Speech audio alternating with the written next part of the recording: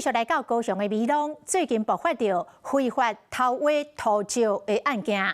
这案件佫牵拖着高雄市议员朱信强的前女助理，讲这位姓赵的女助理，若出现伫个甲立委瓜志温联合会勘的现场，更加是这土地地主之一。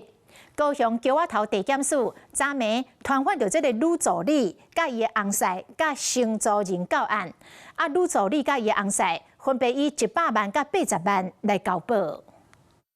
空受够大，面顶有怪手伫挖，这是113年底高雄美浓一个农地，互人翕到偷挖沙石的过程，甚至佫将用件的废弃物囤倒转去。这个空面积差不多有1公顷，有20公尺深。最近壁的美浓大劫国案件，桥仔头地检署开始侦办，8月27搜索了后，传被告15人到案，侦讯了姓朱甲姓苏2名涉案人羁押禁见。9月14暗时，传高雄市议员朱信强的前姓赵的女特助，甲伊姓吴的翁婿，也有姓王的承租人到案说明。经过透明侦讯，检察官认为被告姓王的承租人涉犯废弃物清理法等等的罪，犯嫌重大，有串共犯证人甲灭证的顾虑，甲法院申请羁押禁见。姓赵甲姓吴的被告，这是以100万甲80万块交保。这个案件，国民党立委瓜志温进前去现场勘查的时，朱信强的前姓赵女特助拢有陪同。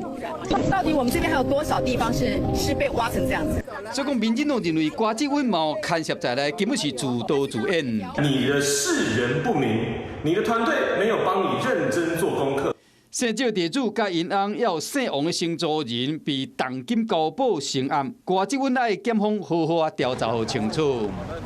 我不知道他的背后的背景，如果检调认为他涉有重嫌，就应该好好来做审问，并且把周围盘根错节的这样的关系也好好的审查清楚。因为卡着案件，和朱信强改一个姓赵的前女特助案件爆发的同时，讲伊本身只是地主对承租人的行为无了解，是讲100万块的交保金真明显，检方认定伊唔那知影，佮牵涉其中。这个案件继续咧调查，检方已经将3人的手机啊、扣押做比对，要挖出幕后敢是有集团，还是金主咧操控。Hello， 我是雷亚，想要抢先掌握最及时的新闻资讯吗？赶快订阅、按赞、开启小铃铛，锁定华视新闻 YouTube 频道。